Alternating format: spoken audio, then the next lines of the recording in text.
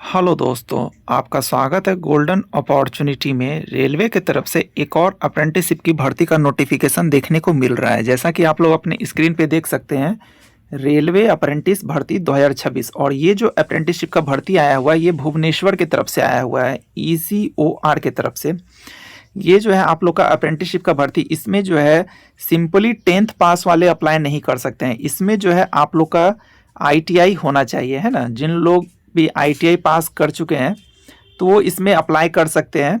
और different different trade को इसमें मौका मिला है, जैसे फिटर हो गया, इलेक्ट्रिशियन हो गया, वेल्डर हो गया, सभी ट्रेड, बहुत सारे इसमें ट्रेड है।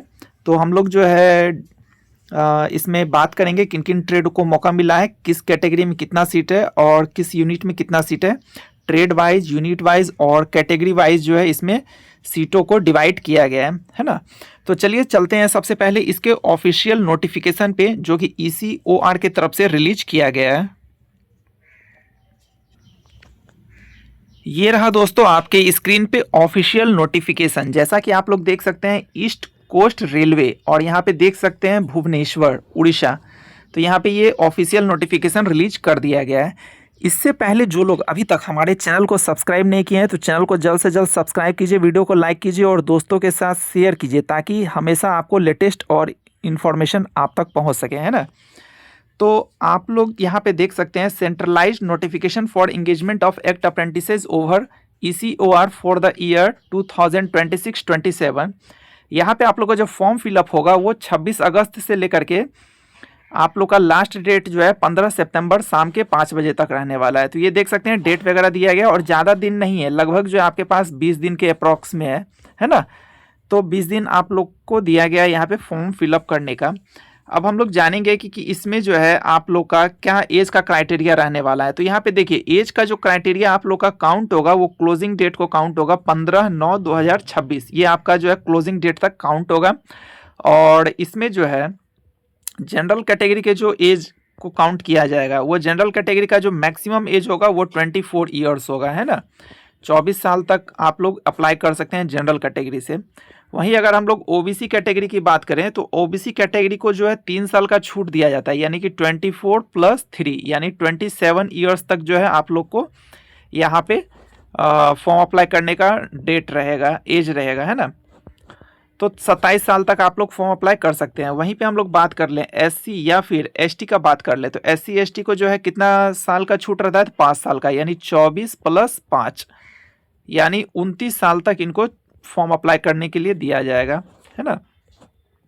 वहीं PWBD की बात कर लें, अगर जो भी लोग PWBD हैं, पर्सन विथ डिसेबिलिटी के अंतर्गत आते हैं, तो उनको 10 ईयर्स का छूट है, यानी कि जो है इनको 24+10 यानी 34 तक इनको अप्लाई करने के लिए दिया जाएगा एज में रिलैक्सेशन। तो ये रहा इंफॉर्मेटिव अपडेट जो कि एज से रिलेटेड था। अब हम लोग चलते हैं, बात करेंगे कि जो है इसमें कौन कौन से लोग एलिजिबल हैं, क्या एजुकेशन क्वालिफिकेशन रहने वाला है। तो यहाँ पे देख सकते हैं एजुकेशन क्वालिफिकेशन में आप लोग को दिया गया है कि 10th में जो है कम से कम 50% मार्क्स होना चाहिए, है ना। 50% मार्क्स अगर आपका 10th में है तभी आप लोग अप्लाई कर सकते हैं। उसके बाद यहाँ पे आप लोग को ITI सर्टिफिकेट होना चाहिए NCVT से, एफिलिएटेड टू NCVT एकेडमी। यहाँ पे देख सकते हैं कि SCVT जो स्टेट वाले जो होते हैं उनको मौका नहीं दिया गया, SCVT वाले को। यहाँ पे सिर्फ और सिर्फ NCVT वाले अप्लाई करेंगे। किन किन ट्रेड को मौका मिला है, तो देखिए fitter, welder, turner, machinist, electrician, carpenter, painter general, mechanic diesel, उसके बाद सेक्रेटरियल असिस्टेंट, स्टेनोग्राफी जिसको कहते हैं, उसके बाद ब्लैक स्मिथ है, ड्रिलर है। उसके बाद और नीचे आइएगा तो यहाँ पे देख सकते हैं ब्रिज इरेक्टर है, सीट मेटल वर्कर है। उसके बाद देखिएगा यहाँ पे तो और भी ट्रेड है, जैसे यहाँ पे देखिएगा तो इलेक्ट्रॉनिक मैकेनिक या इलेक्ट्रॉनिक, यहाँ पे देख सकते हैं मैकेनिक का है। उसके बाद वायरमैन या फिर इलेक्ट्रिशियन का है, मैकेनिक, रेफ्रिजरेटर एंड AC का है, प्लम्बर का है, ड्राफ्टमैन सिविल का है, मोटर मैकेनिक व्हीकल का है, कोपा का है, computer operator and programming assistant का है, लेबोरेटरी टेक्नीशियन का है, सारंग का है। तो इतने सारे ट्रेड को यहाँ पे मौका मिला है, ग्राइंडर, मैसन, ड्राफ्टमैन, टोटल 25 ट्रेड को मौका मिला है। देख सकते हैं इसमें बहुत सारे ऐसे भी ट्रेड है, जैसे ये देखिए सारंग हो गया, ग्राइंडर हो गया, मैसन हो गया, तो ऐसे ऐसे ट्रेड हैं जिनका कि हर जगह, ड्रिलर हो गया, उसके बाद ब्रिज इरेक्टर हो गया, तो ये सब ऐसे कुछ कुछ ट्रेड हैं जो कि हर जगह से नहीं निकलता है। तो अगर आप लोग इन सभी ट्रेड में अप्रेंटिस करना चाहते हैं और आईटीआई कर लिए हैं तो आप लोग यहाँ से अप्लाई ज़रूर कीजिए, आपका सिलेक्शन हो जाएगा, क्योंकि बहुत कम लोग ही जो है सारंग हो गया, ग्राइंडर हो गया, इन सब ट्रेड से आईटीआई करते हैं। तो उसके बाद नीचे आइएगा तो यहाँ पे देख सकते हैं कि इसमें क्लियर कहा गया है कि जिनका रिजल्ट जो है अवेटेड है, यानी अभी नहीं आया है, तो वो एलिजिबल नहीं है, क्योंकि इसमें मार्कशीट सर्टिफिकेट अपलोड करना होगा। इंजीनियरिंग ग्रेजुएट कैंडिडेट जो होल्डर है वो इसमें एलिजिबल नहीं है, यहाँ पे देख सकते हैं।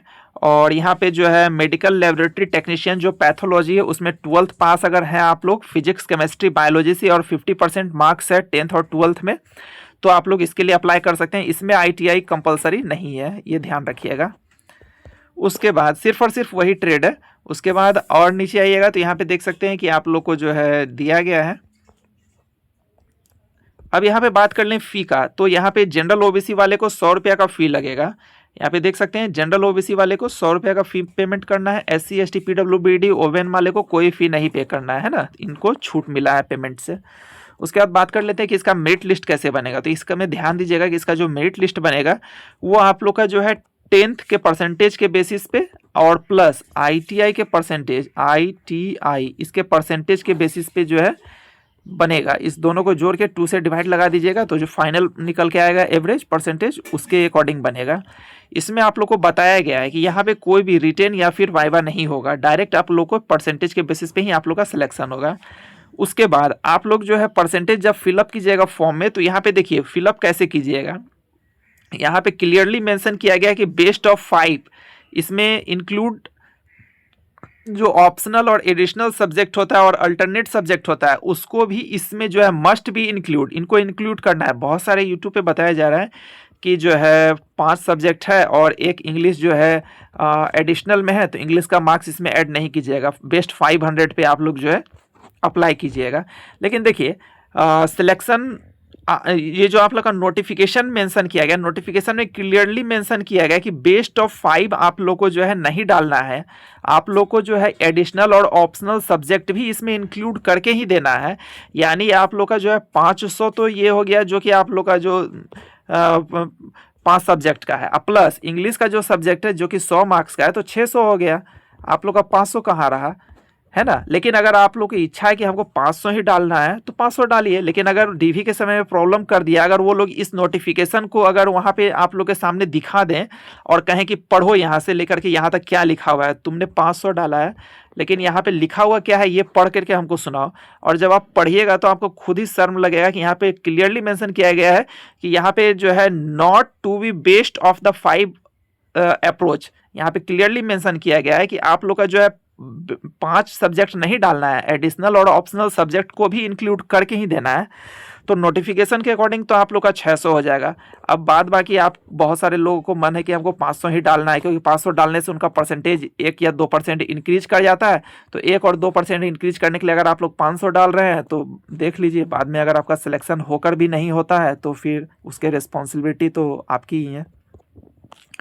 उसके बाद जैसे ही नीचे आइएगा तो यहाँ पे देखिए क्लियरली मेंशन किया गया है कि यहाँ पे जो वेबसाइट है इस वेबसाइट पे जाइएगा और रजिस्टर कीजिएगा और सारा चीज़ जो है फिलअप कीजिएगा और अप्लाई का सेक्शन आप लोग का स्टार्ट हो जाएगा। तो ये रहा अपडेट। उसके बाद देखिए फ़ोटोग्राफी से रिलेटेड यहाँ पे दिया गया है कि 20 से 70 KB के बीच में फ़ोटो होना चाहिए, 20 से 30 KB के बीच में साइन होना चाहिए, और जो भी डॉक्यूमेंट ये सब लगाइएगा वो सब जो है साफ़ सुथरा होना चाहिए। तो ये सारा चीज़ देख लीजिएगा। अपलोड करते के समय में ट्रेनिंग और जो है स्टाइपेंड से रिलेटेड भी दिया गया है कि आप लोग का जो है ट्रेनिंग और स्टाइपेंड जो है बढ़ा हुआ जो रेट है उसके अकॉर्डिंग आप लोग को मिलेगा। तो ये सारा चीज़ आया हुआ है। अब हम लोग बात करते हैं कि किस यूनिट में, किस ट्रेड में और कहाँ पे कितना सीट है। तो यहाँ पे देखिए कैरेज रिपेयर शॉप में जो है मंचेश्वर भुवनेश्वर में जो है देख सकते हैं कितना सीट है। तो फिटर में देख लीजिएगा टोटल 80 सीट है। वहीं वेल्डर में देखिएगा तो 38 सीट है, मैचनिस्ट में 12 है, कारपेंटर में 30 है, पेंटर में 10 है। और टोटल सीट को तो देखिएगा ही, एक बार अपने कैटेगरी में भी देख लीजिएगा। जैसे मान के चलिए यहाँ पे पेंटर का देखिए, यहाँ पे क्या है ईडब्ल्यूएस में 1 सीट है ना। तो ये चीज़ अपना देख लीजिएगा कि आपका पेंटर में जो है कैटेगरी में कितना सीट है। और इसी को देख करके ही भरिएगा। ऐसा नहीं कि आप लोग का 0 सीट हो और आप लोग वहाँ से अप्लाई कर दीजिएगा, तो फिर तो सिलेक्शन होगा नहीं, क्योंकि सीट ही नहीं है तो सिलेक्शन क्या होगा। तो ये सब चीज़ देख लीजिएगा। उसके बाद जैसे ही नीचे आएगा तो यहाँ पे देख सकते हैं क्या है, RGDA डिवीज़न है, इंजीनियरिंग डिपार्टमेंट का है। उसके बाद इलेक्ट्रिकल डिपार्टमेंट है, मेडिकल डिपार्टमेंट है। उसके बाद यहाँ पे देखिएगा तो कुर्दा रोड डिवीज़न है, यहाँ पे देख लीजिए इंजीनियरिंग डिपार्टमेंट का है। तो यहाँ पे देख लीजिएगा फिटर में है, वेल्डर में है। तो यहाँ पे अलग अलग डिपार्टमेंट के अकॉर्डिंग जो है सीट को डिवाइड किया गया है, कैटेगरी वाइज और ट्रेड वाइज। उसके बाद और नीचे आइएगा तो SNT है, मैकेनिकल है, मेडिकल है। उसके बाद देखिएगा तो संबलपुर डिवीज़न में है। उसके बाद आइएगा तो SNT डिवीज़न है। यहाँ head quarter east coast railway का भुवनेश्वर का है। तो हेड क्वार्टर में देख लीजिएगा तो क्या क्या है, तो कंप्यूटर ऑपरेटर का है, सेक्रेटरी असिस्टेंट का है, लेबोरेटरी टेक्नीशियन का है। तो ये 3 ही ट्रेड को यहाँ पे दिखाया जा रहा है। तो इस तरह से टोटल देख लीजिएगा तो कितना है, टोटल सीट है 1599 है ना। 1599 सीट पे आप लोग का जो है ये अप्रेंटिसशिप का नोटिफिकेशन रिलीज किया गया है। और जो भी इच्छुक उम्मीदवार है तो इसके लिए अप्लाई कर सकते हैं। ये सब कास्ट सर्टिफिकेट वगैरह है, SC ST का है, तो ये सब अभी नहीं लगेगा है ना। ये सब सेंट्रल का है तो ये सब बाद में लगेगा। मेडिकल वगैरह है तो ये सब तो अभी आप लोग को नहीं बनवाना है, बाद में आप लोग को लगेगा तो बाद में बनवाना है। अभी सिर्फ और सिर्फ आप लोग को जो है ये सीट देख करके और अपने कैटेगरी में आप लोग को फॉर्म अप्लाई करना है। और एक और इन्फॉर्मेटिव अपडेट देना था कि बहुत सारे लोग जो है रायपुर का फाइनल मेरिट लिस्ट का वेट कर रहे हैं ना, SECR है ना, साउथ ईस्ट सेंट्रल रेलवे, और रायपुर का वेट कर रहे हैं कि रायपुर का जो है DV हो चुका है और इसका फाइनल मेरिट लिस्ट कब रिलीज किया जाएगा है ना। तो रायपुर का फाइनल मेरिट लिस्ट कब रिलीज किया जाएगा ये जानने के लिए चैनल को सब्सक्राइब कीजिए। आज शाम में ही एक वीडियो आएगा और इन्फॉर्मेटिव अपडेट रायपुर की तरफ से रिलीज हुआ है ना, जिसमें बताया जाएगा कि आज जो है आप लोग को शाम में कि आप लोग का रायपुर का फाइनल मेरिट लिस्ट ज्वाइनिंग के रिगार्डिंग कब आने वाला है। तो चैनल को जल्द से जल्द सब्सक्राइब कर लीजिए, वीडियो को लाइक कीजिए, दोस्तों के साथ शेयर कीजिए और डिस्क्रिप्शन में टेलीग्राम और व्हाट्सएप ग्रुप का लिंक है, लिंक पे ज्वाइन कर लीजिए क्लिक करके, ताकि जो है इन्फॉर्मेटिव अपडेट और PDF जो है आप लोग को मिल सके। ये भी PDF जो है ग्रुप में डाल दिया गया, तो वहाँ से आप लोग डाउनलोड कर सकते हैं। धन्यवाद।